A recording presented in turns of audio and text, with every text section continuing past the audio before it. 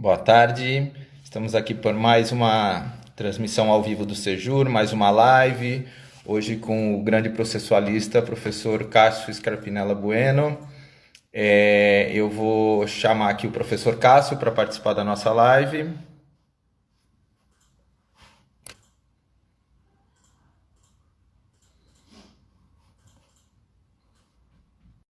O professor Cássio já pediu para participar, foi mais rápido que eu. Pronto. Já estamos ao vivo, professor. Agora estamos, agora tudo certo. Tudo bem? Tudo bem, professor? Tudo bem, professor. Prazer estar aqui. Tá. Eu estava aqui já falando com o pessoal, né, que a gente hoje estaria ao vivo com o professor Cássio Carpinella Bueno. Dispensa apresentações, mas como é da praxe do meio jurídico acadêmico, a gente acaba fazendo aquela apresentação rápida. O professor mesmo pediu para que fosse sucinto, porque se a gente fosse ler todo o seu currículo, ficaríamos aqui pelo menos uma meia hora. Muito resumidamente, o professor Cássio é professor da PUC São Paulo. Ele é autor de diversas obras jurídicas, dentre as quais destacamos o curso sistematizado de Direito Processual Civil, em 3 volumes, e o Manual de Direito Processual Civil, ambos da Saraiva. Acho que são livros que qualquer pessoa do meio jurídico, algum contato na vida já teve. Eu, pelo menos, tive o privilégio de estudar por eles, inclusive para concurso, e me foi muito útil. Bom, professor, nós tínhamos uma palestra programada presencialmente para o Sejur, não é isso? Combinada já há algum tempo, né? Falaríamos sobre o novo CPC, estava tudo mais ou menos estabelecido, quando veio a pandemia e nos pegou de surpresa. E aí eu pedi que isso fosse convertido numa live e que nós adequássemos talvez o tema a esse momento atual. Acho que fica todo mundo meio... o pessoal não consegue fugir muito dessa história da pandemia, tá? Essa paranoia não deixa a gente fugir disso, né? E a palestra, a ideia desse convite veio da palestra que eu assisti na OAB com o professor, sobre o novo CPC, como eu dizia, e o que me impressionou foi a quantidade de questões levantadas e a profundidade de questões levantadas, né? Eu fiquei realmente bastante impressionado. E quando o professor agora mandou uma prévia do que seria abordado, eu fiquei novamente surpreso. Eu falei, nossa, na minha cabeça, nunca passaria que tantas questões poderiam surgir diante da pandemia. Então, diante da vastidão do conteúdo, desde já passo-lhe a palavra, lembrando que as lives do Sejur têm 1 hora, não por uma vontade própria, mas por uma vontade do próprio Instagram, que encerra cruelmente com 1 hora de exposição. Professor, por favor, com a palavra. Bom, antes de tudo, doutor Roberto Angotti Júnior, um prazer estar aqui com o senhor nessa live aqui do Sejur, da Procuradoria-Geral do Município. Para mim é uma grande honra, um grande prazer. Lamento só, acho que como todos nós, né, brasileiros e seres humanos, né, terráqueos até, né, mais do que paulistanos, paulistas ou brasileiros, né, essa situação toda, né, realmente teria sido um prazer muito grande, como será, né, espero eu que no futuro próximo reatar, enfim, as nossas aulas presenciais, aqui a acolá. A agenda aí fica bem mais difícil, né, porque você tem que contar o deslocamento, né, por exemplo, amanhã eu estava indo para Manaus, também uma aula marcada 6 meses atrás, precisou desmarcar, não tem como, verificar aí a possibilidade de fazer lá, né, lá no CIES, é uma instituição muito, muito boa lá de Manaus, super respeitada, vou lá há 25 anos, tal, mas ver se eles vão fazer a uma distância. E que bom aqui que o Sejur deu certo, enfim, essa live, e eu já sofri muito, então preciso tomar cuidado, porque esse negócio, essa 1 hora é horrível, né? O senhor falou mesmo, não tem choro, não tem vela, não tem nada, acaba, não, mas deu para ouvir o tchau? Não deu para ouvir o tchau, porque deu para ver você abrindo a boca, né? O tchau já não deu para ver, né? E vamos lá. E também eu acho que essa migração de tema, né, interessante, lógico, até o senhor muito gentilmente destacou meus trabalhos, o curso e tal, mas enfim, eu já há muito tempo já me dedico muito a esse estudo, essa relação do direito processual civil com a fazenda pública. Eu até prefiro falar em poder público, em juízo, enfim. Fico até feliz, né? No seu caso, o senhor como procurador do município concursado, enfim, se estudou pelos meus trabalhos, deu certo, né? Enfim, fico feliz, parabenizo e tal. Mas, enfim, é um diálogo muito bacana que eu gosto de fazer, e lógico, sempre os eminentes colegas da Procuradoria, aqui da Procuradoria-Geral do município, terem muito interesse. Mas, ao mesmo tempo, esse diálogo hoje com essa ainda não é o novo normal, né? Mas eu diria até, eu destaco muito essa situação de anormalidade, né? Que nos pegou de supetão, né? Essa é a grande verdade, há 3 meses atrás, né? Até falando em termos de município de São Paulo, né? Hoje completamos 3 meses, exatamente, fim dessa quarentena, desse período, acho que muito sofrido para todos nós, ninguém duvida, em todos os sentidos, né? Às vezes as pessoas só olham por um lado, tal, mas e nós profissionais do direito de todas as áreas, então, advogados privados, advogados públicos, membros do Ministério Público, membros da Defensoria e, óbvio, também juízes de todos os níveis, de todos os escalões, de todos os serventuários da justiça, essa é a grande verdade. Fomos todos apanhados, assim, numa surpresa impressionante, escolas, universidades, etc., né? Não é o caso. O que me surpreende muito em termos daquilo que a gente separou então para tratar, né, o processo civil e pandemia, o que realmente me surpreende até, eu diria positivamente, é que, de alguma forma, né, o Código de Processo Civil de 2015, que havia ou vinha até sendo criticado de alguma forma, porque eu mesmo já tinha feito essa crítica, confesso, e até dou a mão à palmatória, mas que é um código, né, que vem em 2015, ele começa a ser gestado em 2008, mas ele é muito pensado ainda em termos de papel, né? Essa é a grande verdade. Ele é muito pensado em termos de papel. Quer dizer, a toda hora lá o código fala, né, agravo de instrumento, fala o papel isso, papel aquilo. Em vários momentos, o código coloca o chamado processo eletrônico, ou a prática eletrônica de atos processuais, como uma verdadeira exceção, né? E essa é uma crítica, ao meu ver, que merecia ser feita. Aliás, num primeiro momento, quando se começou a conceber o Código de Processo, o IBDP, o Instituto Brasileiro de Direito Processual, hoje eu tenho o privilégio de ser vice-presidente do Instituto, mas na época quem levantou até uma bandeira contra um novo código foi a saudosa e grande professora Ada Pellegrini Grenover. E ela dizia uma coisa que era, como sempre, né? A professora Ada era visionária, né? Mas ela dizia, gente, a gente está falando de um novo código agora, a gente está numa virada tecnológica. Ninguém sabe exatamente o que é esse tal de processo eletrônico. A gente estava lá em 2007, 2008. Né? Não é melhor esperar isso para ver o que isto pode render, para daí fazer um novo código pensado em termos de nova tecnologia? Veja, uma coisa visionária. E tudo, lógico, não é o caso de contar toda a história do código, mas o fato é que, de março para cá, Brasil afora, e aí o CNJ, na minha opinião, teve uma participação muito interessante, muito importante. Depois até podemos fazer alguma consideração mais jurídica e tal, mas, ao meu ver, o CNJ tomou para si as rédeas de estabelecer regras verdadeiras emergenciais para uma situação de absoluta anormalidade e viabilizar, depois de um susto inicial, onde tudo foi parado, né, mas continuar, né, retomar a marcha dos processos na forma eletrônica. Né? Que eu acho que a grande reflexão do processo civil na pandemia é muito mais como a gente migra, né, sem um preparo prévio, em nenhum sentido, a um verdadeiro processo eletrônico. Né? Transformar os atos que até outro dia a gente fazia no nosso velho e bolorento papel, né? E o senhor aí como advogado público sabe, melhor do que eu, que boa parte do acervo do Fórum Eli Lopes Meireles, né, envolvendo milhares e milhares de servidores públicos de todos os níveis estaduais do município de São Paulo, desapropriações, etc. É tudo papel, né? Nunca houve a preocupação de digitalização do acervo antigo. Eu mesmo já patrocinei ex-procuradores contra o município de São Paulo, discutindo aquelas questões clássicas. É tudo papel, está lá, né?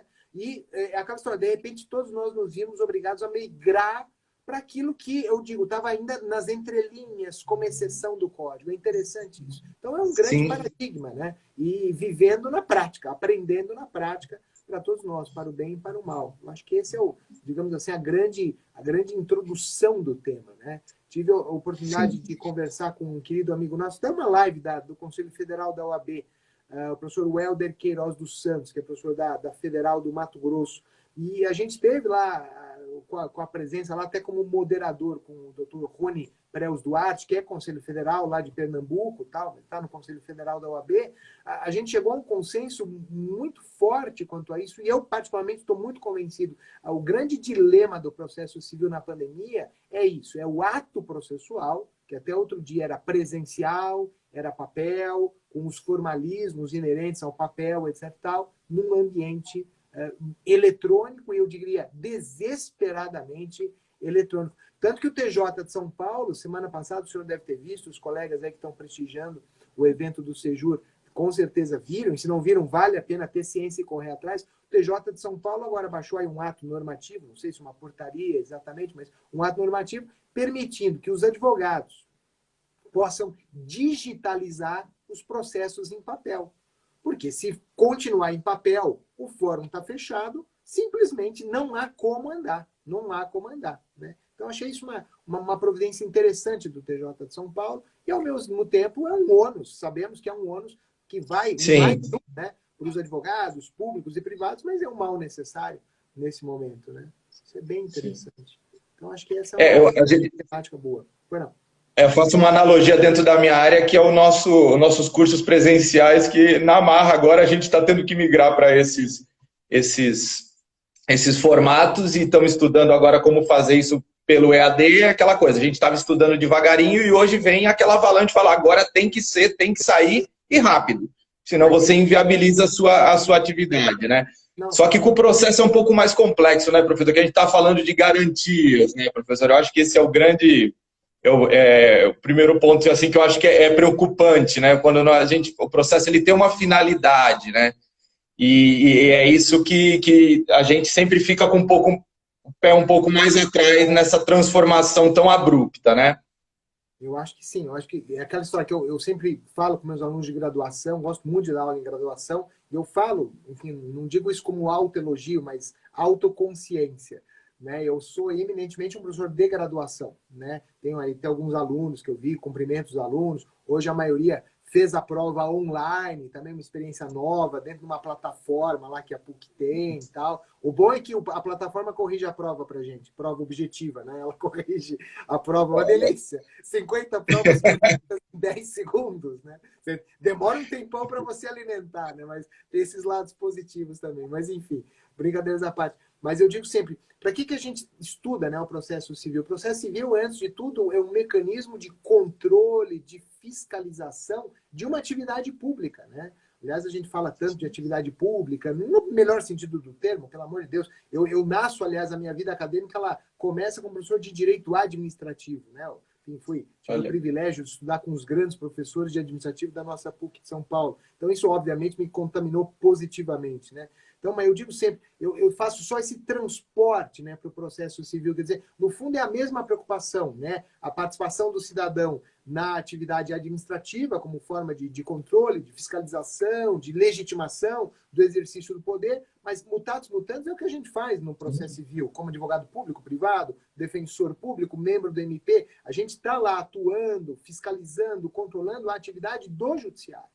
Né? Então, sim, o problema é esse. Eu repito, a gente perde um pouco o chão, né, nesse momento de pandemia. Lógico, o susto inicial é para tudo, tudo bem. Sim. Mas, veja, a vida não pode parar. A Terra continua girando com problemas, dificuldades, vamos enfrentando. Então, quando libera o tal, os processos eletrônicos podem prosseguir. Bom, então há problemas. Eu tenho internet 4G, eu consigo manter a conexão, eu tenho dispositivos com câmera, com vídeo, eu tenho o Zoom, posso usar licença, não posso, o Instagram tem essa limitação, etc. Como é que eu vou entrar em contato com o juiz para pedir uma liminar, né? O que a gente chama lá de despacho auricular, né? Que é algo muito normal para nós, uma suspensão de segurança, né? O advogado público, lá o procurador municipal, vai lá, senhor presidente, olha, vai quebrar o Estado, vai quebrar o município, né? E nós vimos aí pela imprensa, o senhor sabe melhor do que eu, mas para ilustrar várias questões já envolvendo o município, o Estado, a União, e envolvendo pandemia, sim, rodízio, fechamento de loja, é óbvio, é natural que o cidadão reaja a isso e não necessariamente sim, da melhor forma. E vai buscar na justiça. E a justiça, aquela forma, não pode fechar. Porque para nós, professor, o público é essencial, né? Porque a gente, acho que todo mundo teve esse primeiro impacto de vamos parar tudo, acho que todas as atividades foram assim, só que a gente está percebendo que, peculiarmente no nosso país, a coisa parece que tende a se estender um pouco mais pela própria falta de, desculpa a palavra, mas de educação da população mesmo, né? De cumprir as normas, né? E, claro, e aí até a própria postura do presidente da República, enfim, tudo isso. Então, isso faz que a coisa se arraste e tenda a se arrastar. Então, aquela coisa de parar tudo e vamos daqui a pouco retomar, não vai acontecer.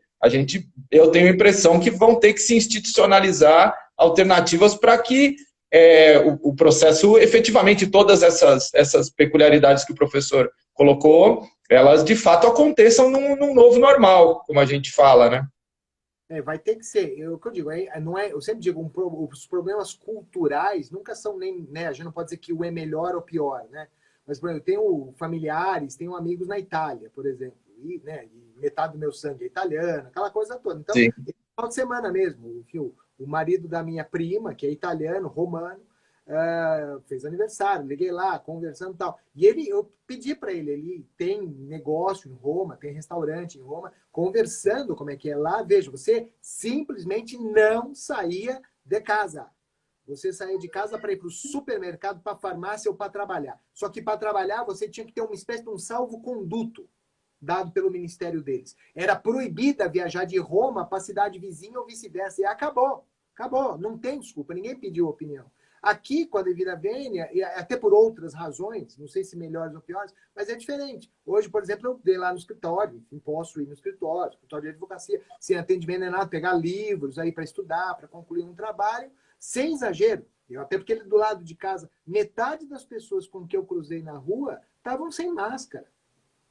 Então, o que eu digo, é complicado, infelizmente, isso. E aí, joga tudo isso com o teu prazo correndo, com o prazo suspenso, né? Com o cliente desesperado e você precisando correr atrás de uma liminar, né? Até questões muito polêmicas aí do nosso presidente, o governador, do prefeito em cima, sem politizar, evidentemente, a conversa, não é esse o intuito, mas juridicizando.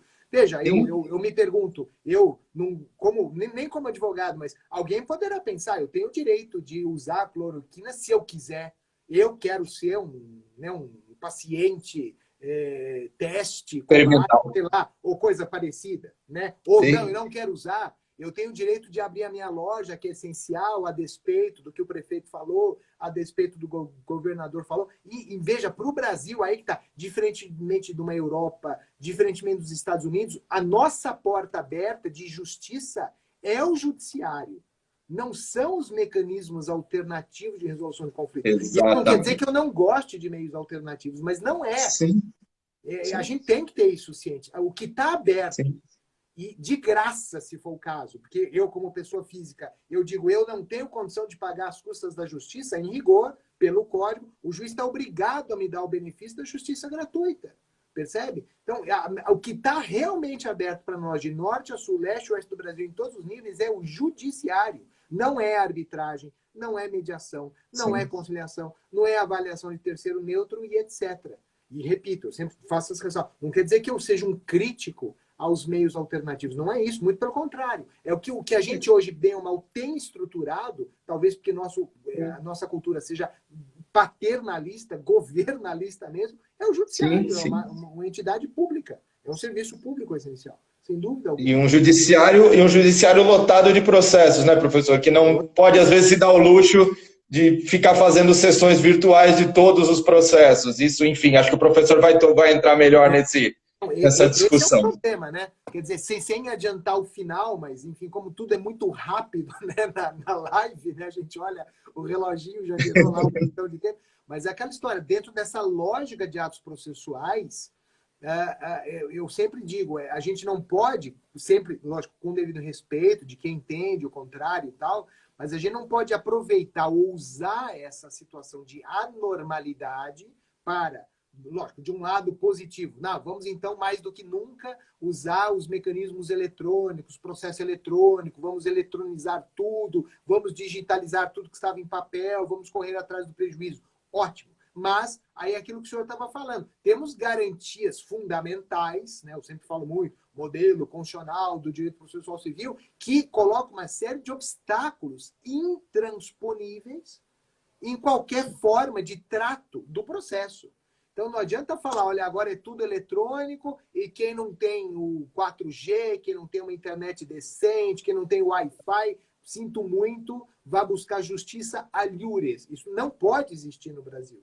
E aí é o problema, que o próprio código falava, né? Isso era bastante interessante. Né? O código falava lá, olha, vai poder ter sustentação oral por videoconferência, mas os tribunais não são obrigados a ter aparelho de videoconferência. Eu me pergunto se hoje, né, diante da véspera deste, entre aspas, novo normal, será que não vai ser obrigatório ter? Justamente por essa lógica. O nosso verdadeiro canal de justiça, queiramos ou não, gostamos ou não, etc., mas é o judiciário. Então, ou o judiciário cria condições de um efetivo acesso, inclusive em termos de processo eletrônico, ou a gente vai ter cada vez mais cidadãos e cidadãs brasileiras à margem do sistema judiciário, do sistema de justiça, o que, com o devido respeito, é absolutamente inconcebível. Absolutamente inconcebível.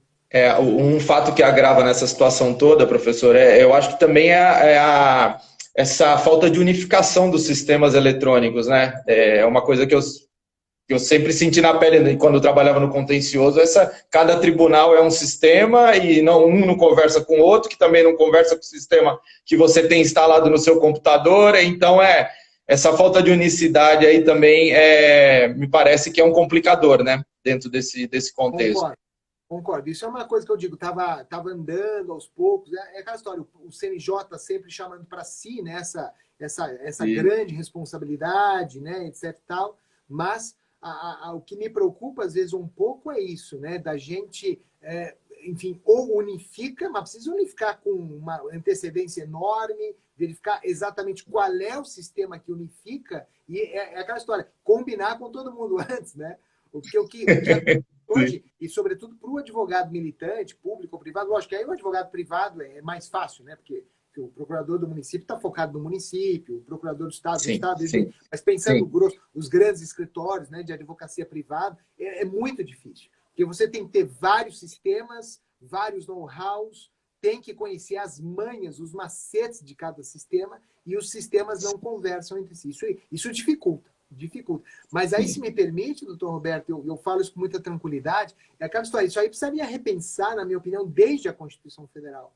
Quer dizer, eu não tenho dúvida da importância, eu sempre digo isso, soa meio esquisito, da importância do papel do CNJ como uma espécie de, sabe, eu diria até quase como uma agência reguladora do judiciário, né? Um órgão de inteligência centralizador do judiciário, mas com a devida vênia, falo com absoluta isenção e liberdade acadêmica, né? Vamos aproveitar as liberdades enquanto as temos. Mas o papel do CNJ não é esse. O papel do CNJ é outro, um órgão muito mais correicional do que propriamente um órgão regulador da atividade do judiciário. Nada que uma emenda constitucional não resolvesse. Eu seria o primeiro, independente de mim, a subscrever essa emenda. Porque daí eu acho que certas medidas, inclusive em termos de unificação de sistemas de justiça federal, estadual, até mesmo trabalhista, ficavam, ao meu ver, mais fáceis, né? mais digeríveis, juridicamente, normativamente falando. Enfim, acho isso. Né? Tá. Com certeza. Professor, como a gente já estamos aí quase na metade aí da nossa live, eu sei que o professor é muito rápido, né? É muito conhecimento para pouca live, professor. De toda forma, eu sei que o professor separou algumas questões pontuais aí para tratar, né? Então, fica à vontade, vou deixá-lo à vontade para discorrer pontualmente sobre esses tópicos que o professor havia separado. Então, agradeço aí, doutor Roberto. Então, o que eu acho é isso, aquilo que a gente chama, então, essa migração, né, rápida, desesperadora, para o processo digitalizado, para o processo informatizado, ainda não é. Isso é importante, eu acho que vale a pena até para ter isso bem presente. não é exatamente o processo eletrônico da lei 11.419/2006. Né? No fundo, o que a gente tem a nossa experiência, sobretudo em São Paulo, isso é muito verdadeiro. Não é uma crítica, é, antes de tudo, uma constatação. Mas a gente trocou o papel pelo TDF. É isso. A gente tem o papel pelo DF. A lógica do processo, e aí é um pouco do que eu falava de início, ainda é a lógica do processo eletrônico. Vejam, né? Desculpa, a lógica do processo em papel. Então, eu sei que eu tenho a sentença, porque a sentença está lá, mas eu espero a intimação que vai ser feita pelo Diário da Justiça, embora eletrônico. Trocamos o papel pelo PDF. Ora, a lógica do verdadeiro processo eletrônico não é essa. As pessoas vão jogando as informações lá no portal do processo e as pessoas têm o ônus de buscar essa informação. É muito mais ágil, é muito mais rápido, né? Então, são coisas assim. Sim. Então, mesmo com esse desespero todo, né, enfim, dessa busca pela informatização, nós ainda estamos um passo aquém, né, daquilo que talvez seja o ideal e que talvez, enfim, toda essa lógica, essa pandemia nos convide a pensar mais rapidamente sobre isso e, como o senhor colocou bem, talvez até centralizando, né, plataformas, programas aí Brasil afora. Aqui eu só faço uma ressalva, uma nota que eu destaco sempre. A gente nunca pode esquecer que a gente vive num Estado federado, né? Então, é um dilema e é um desafio do Estado federado. E, aliás, quem mexe com direito tributário, direito administrativo, servidor público, sabe muito bem disso. Uma coisa é a regra do servidor público no município de São Paulo, outra é no município de Santos, no município de Osasco, no outro estado. É complicado. Mexe com licitação, né? A lei, né? O pregão aqui no município de São Paulo, que foi pioneiro, né? Depois copiaram, né? Mas que o pioneiro foi aqui no município e tal. Então, né, saber, aqui eu posso ter funerária é agente econômico, é autarquia, né? Aquelas discussões até do grande professor Eros Grau, etc. Então, acho que essa é uma observação importante. A outra, eu diria, sobre isso, né? Eu acho que um dos dois grandes atos de oralidade que nós temos, que pressupõe a presença física, as audiências, né?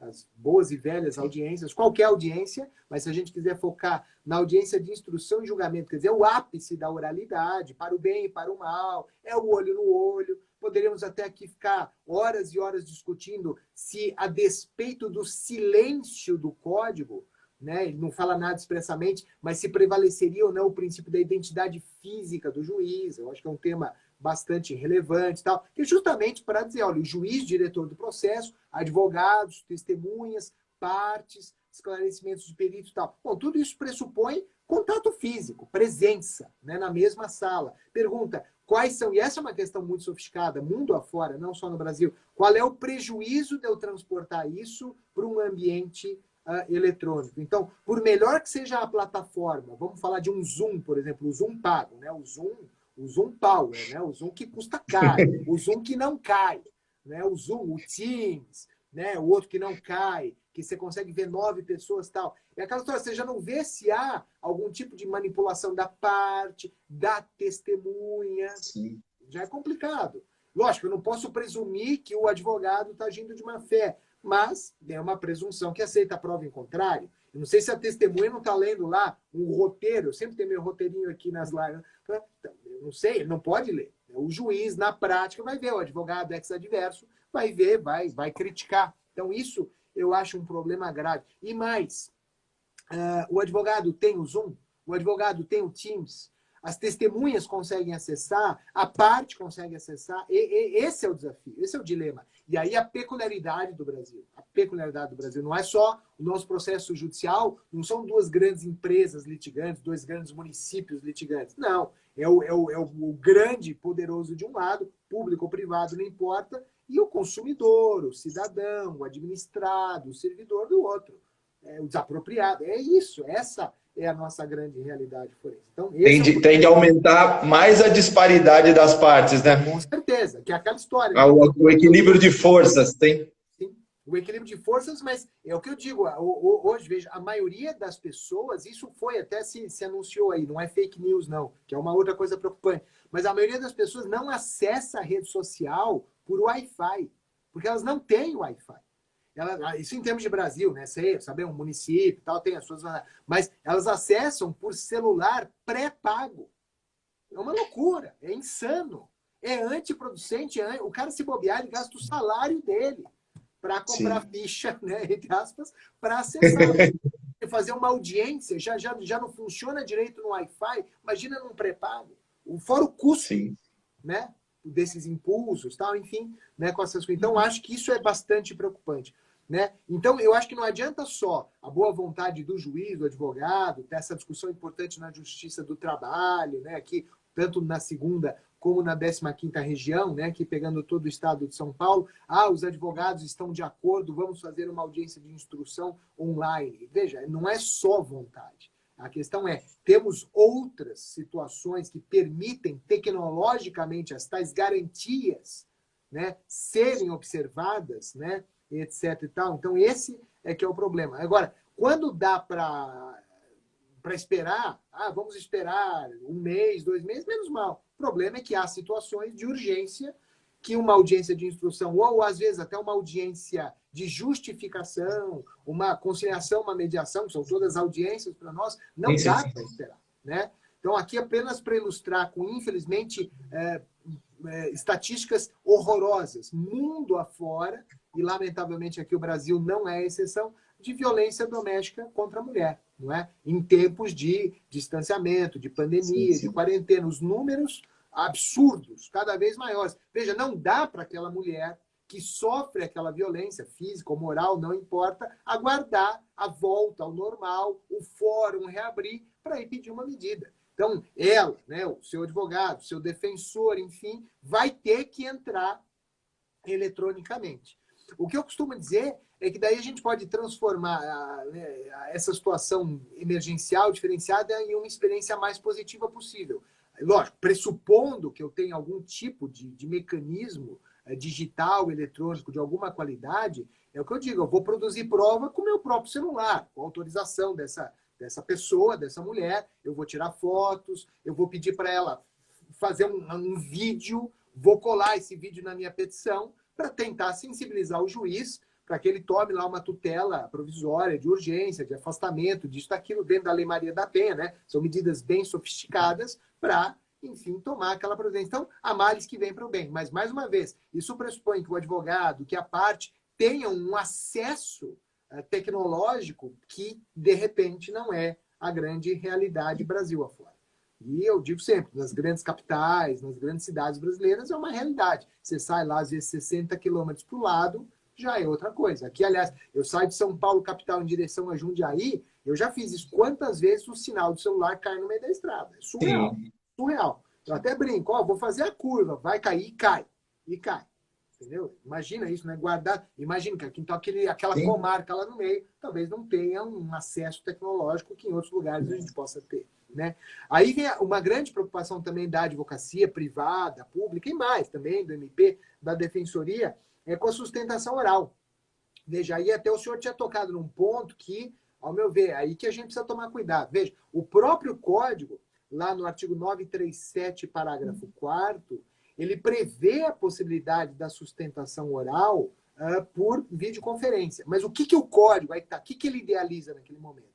Que, em vez do advogado ir até a sede do tribunal, o advogado que tem endereço profissional fora da sede possa se valer, Sim. enfim, da videoconferência para estar presente naquele dia, naquele horário, para sustentar oralmente. É isso. Né? E aí, lógico, não precisa ter. O próprio TJ de São Paulo, não obstante todos os elogios que eu acho que a nossa corte bandeirante mereça, foi claro, eu não tenho isso e não quero ter por enquanto. Está no regimento, acabou. Né? Por enquanto não tem. Agora está migrando e tal. Só que do lado disto, que até usando aí uma expressão importante de EAD, né? O senhor falou de EAD, ensino à distância. Essa é uma atividade síncrona, né? Quer dizer, eu estou aqui, os desembargadores estão aí, quiçá o advogado está lá, o membro do Ministério Público está lá, quiçá até algum público, porque é uma sessão pública, estamos aqui. Então o desembargador fala, desembargador, excelência, uma questão de ordem, tal, vice-versa, tal, o advogado é chamado a atenção, enfim, aquela dialética boa, bonita de se ver, né, entusiasmante de um julgamento, ainda que no ambiente eletrônico. O TJ de São Paulo, hoje foi noticiada, né, pela gloriosa Associação dos Advogados de São Paulo, a qual eu tenho o privilégio e o orgulho de pertencer também, nosso querido amigo doutor Luiz Antônio sarro, né, mandou para o senhor, mandou para mim, querido amigo, né, que ex-procurador municipal, enfim, um grande colega, um grande advogado e tal.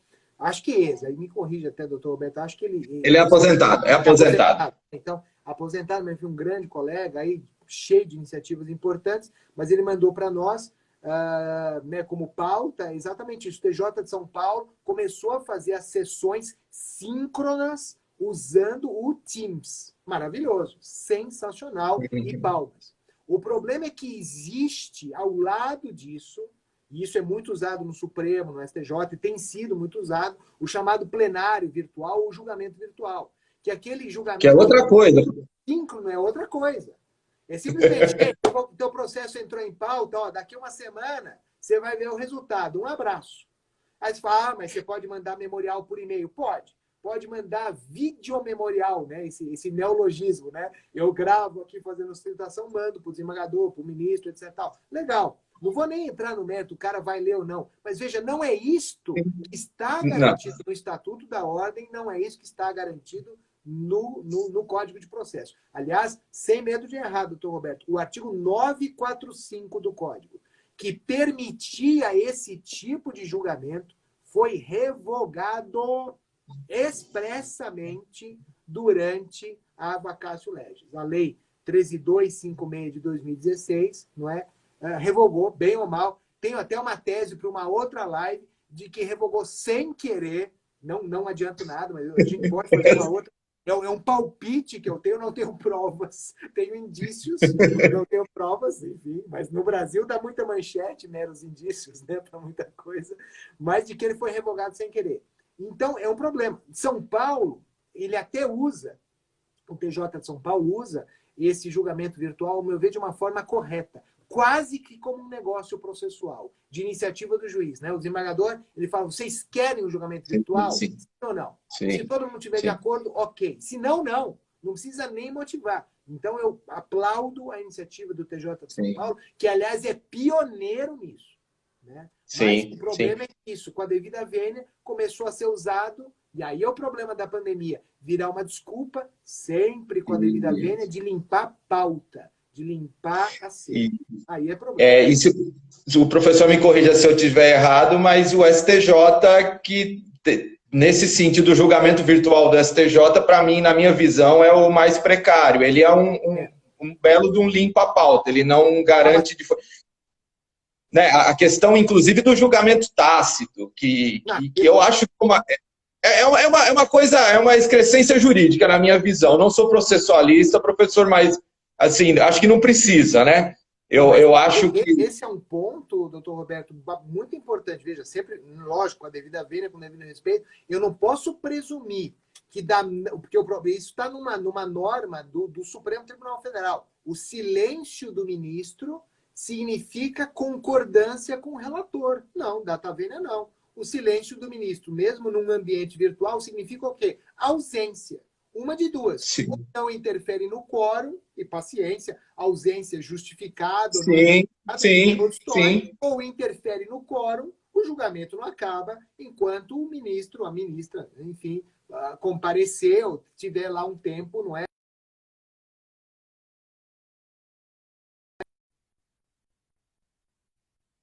Na repercussão geral, saiu aqui? Não, foi só isso.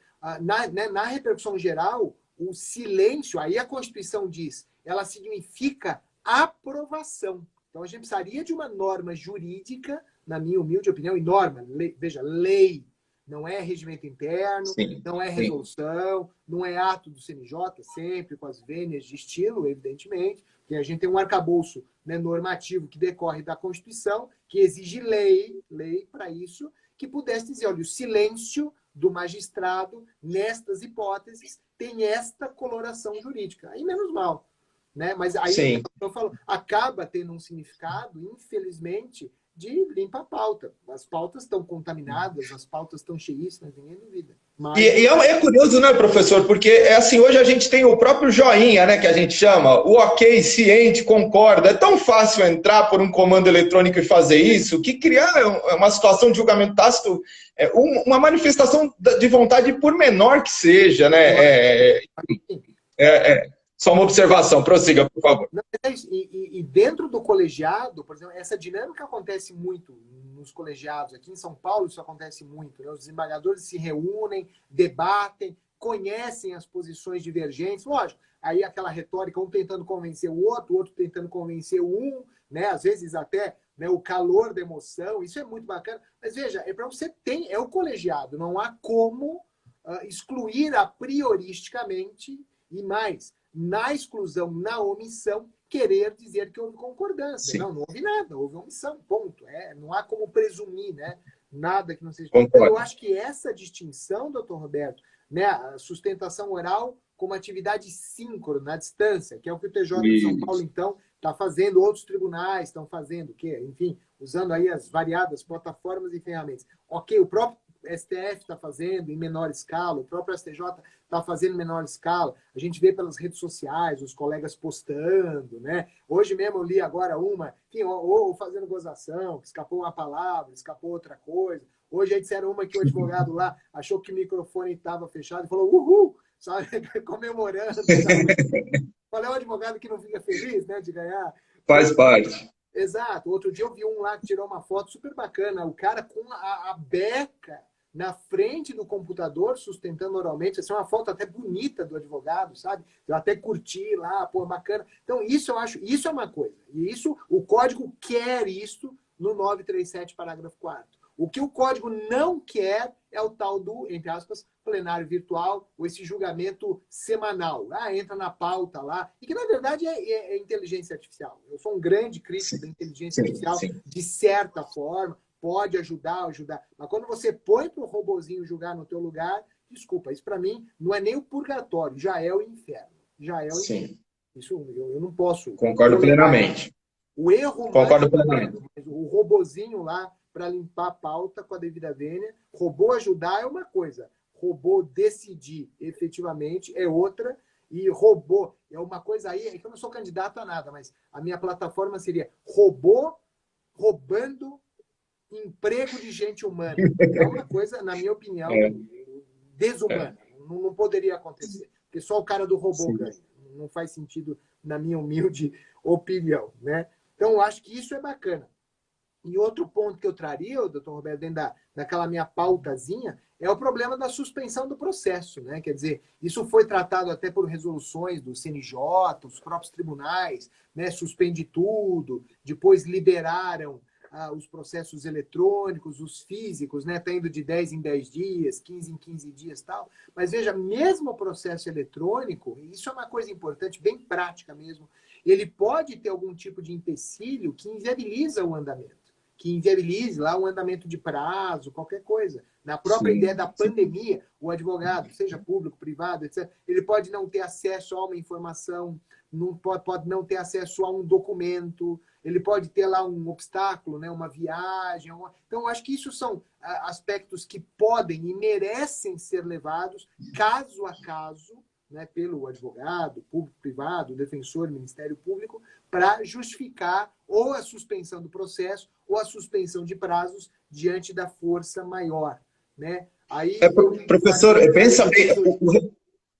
Desculpa, só uma colocação. Dentro do próprio contexto da pandemia, a quantidade de pessoas infectadas que a gente não sabe onde vai parar, a pessoa mesmo pode estar sofrendo com isso, pode ter um parente próximo. O próprio contexto da coisa é aterrorizante, né? E pode refletir, né? Então, e diferentemente do que dizem, né? A pandemia é real, a doença é real, ela mata. Eu duvido que daqui a um pouco todo mundo vai ter alguém próximo que vai ter tido algum tipo de contaminação, mesmo que tenha sarado. E essas pessoas que já tiveram pessoas mais ou menos próximas, ou leem com a mente aberta a isso, veem que mesmo as pessoas menos graves ficam derrubadas por 14 dias. Porque não é uma gripezinha. Não é. É uma gripezona demoníaca. Entendeu? Então, é o que eu digo, esse cara, e é a nossa realidade da advocacia privada. A maioria dos advogados trabalha em família, trabalha com filho, trabalha com mulher, com esposa, com companheiro, companheira. São pequenos núcleos de advocacia. Acabou, uma doença dessa, qualquer doença, na verdade, já escangalha a vida profissional das pessoas. E a cabeça. Como é que a cabeça funciona? Então, acho que melhor do que resolução é o advogado, caso a caso, pedindo suspensões, e óbvio, a gente contando com a boa vontade da outra parte e do próprio juiz, que tem um pouco de sensibilidade, né, em relação a isso. Né? Ah, mas pode ter muita chicana, pode ter muita... É uma pena, a gente vê cada escândalo político envolvendo isso, pelo amor de Deus. Essas pessoas têm que ir 2 vezes para o purgatório e 4 para o inferno. Né? Então eu vou partir da pressuposição da boa vontade do ser humano, pelo amor de Deus, senão fica uma coisa, né, muito difícil de landar. E o que eu acho, doutor Roberto, antes até de falar da nova lei, do RJET, né, que é super interessante e tal, mas eu acho que a tutela provisória, né, nesse momento de pandemia, veja, ela já é normalmente, né, enfim, uma técnica de agilização do processo, de decisões rápidas, etc. Tal. Mas eu diria, a tutela provisória, mais do que nunca, sobretudo quando fundamentada na urgência, ela hoje é um grande aliado das petições iniciais, dos advogados, defensores e membros do MP. Quer dizer, se a gente já não via nenhuma petição inicial sem tutela provisória, agora eu diria que a tutela provisória é mais e sempre mais, né, absolutamente indispensável tal. E eu diria até, um palpite que eu tenho tido, ontem até conversando com os colegas da OAB lá de Presidente Prudente, eu ouvi isso do magistrado lá de Prudente, um dos magistrados, o doutor Silas Santos, fez aqui o mestrado e doutorado aqui na São Francisco, conheci ele aqui mesmo em São Paulo, realmente uma pessoa formidável, um grande estudioso do direito processual, e ele falou mesmo uma coisa que eu gostei de ouvir, tinha pensado, é que ele falou na prática, até como juiz, de favorecer a estabilização da tutela provisória. Então, você pede uma tutela provisória, né, antecedente, antecipada, na expectativa de que o réu sequer recorra.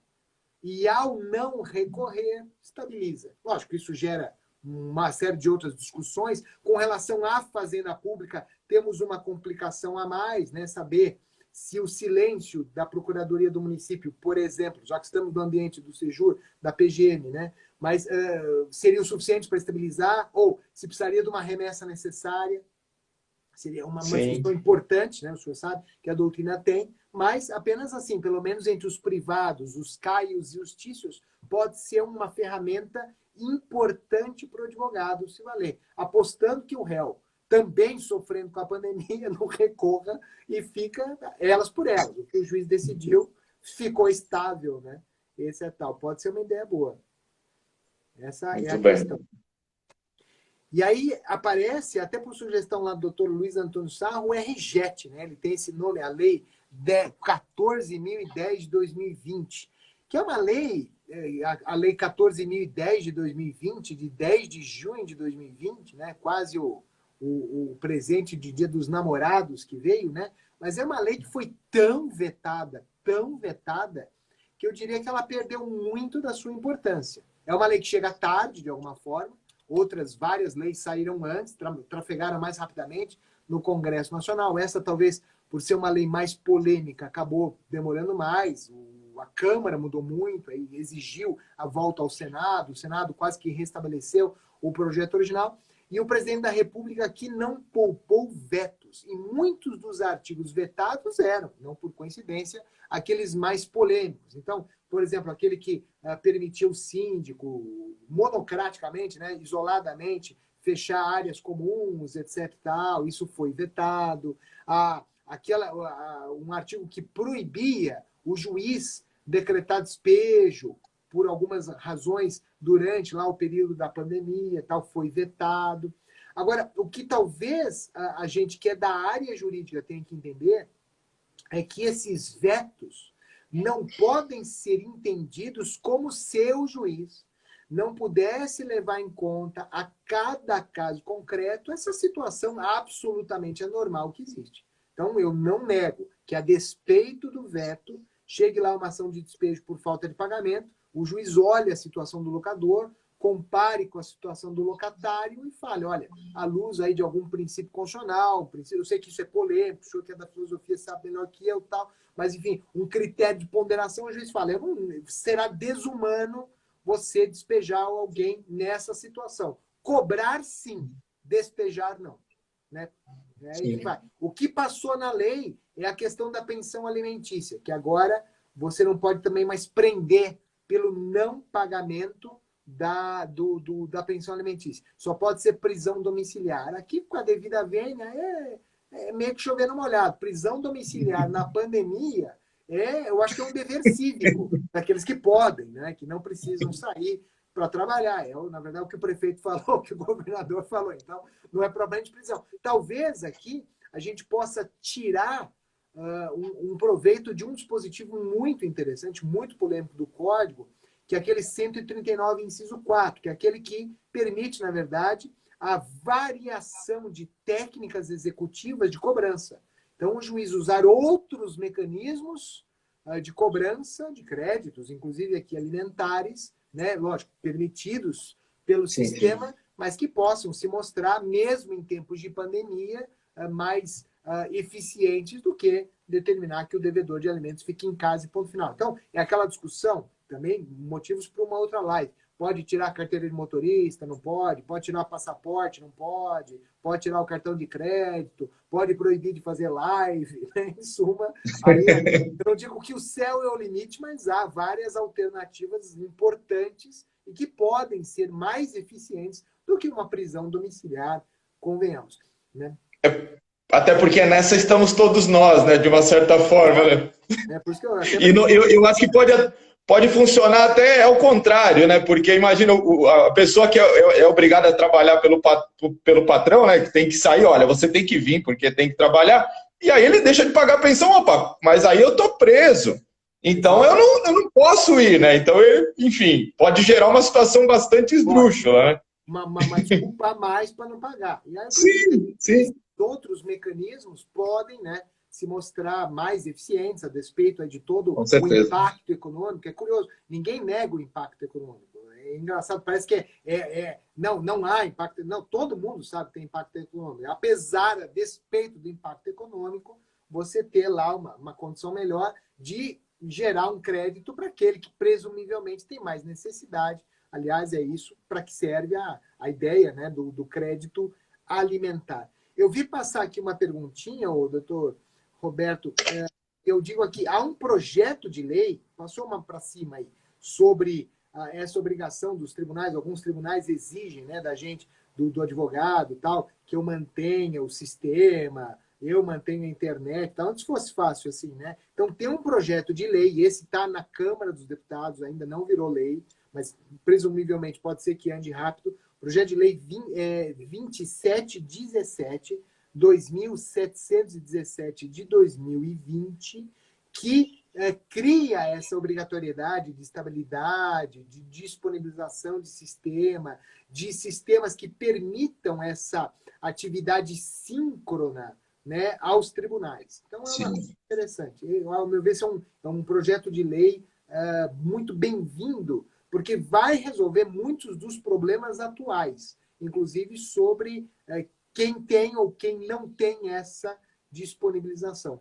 Eu falando até na OAB ontem de Prudente, tinha falado isso em outras subseções também, eu acho que a OAB pode, de alguma forma, comprar essa briga, sabe? De disponibilizar, ajudar, né, nas casas dos advogados, nas salas dos advogados no fórum, criar realmente uma parafernália jurídica para disponibilizar isso para os advogados que, por N razões, podem não ter condições econômicas até mesmo de ter isso, mas que têm seus clientes e precisam atender mesmo em tempos de anormalidade como esse que nós vivemos. Me parece que vale a pena insistir nisso, né? Vamos ver. Eu captei uma outra pergunta aqui que está na minha tela, não sei se... ele está perguntando assim, eu não consigo identificar o nome da pessoa, muitas vezes passa e fica só uma... Seria viável, após a fase de isolamento social, as audiências ocorrerem de forma mista, presencial e virtual? Por exemplo, evitaria uma carta precatória posterior para a oitiva de uma testemunha?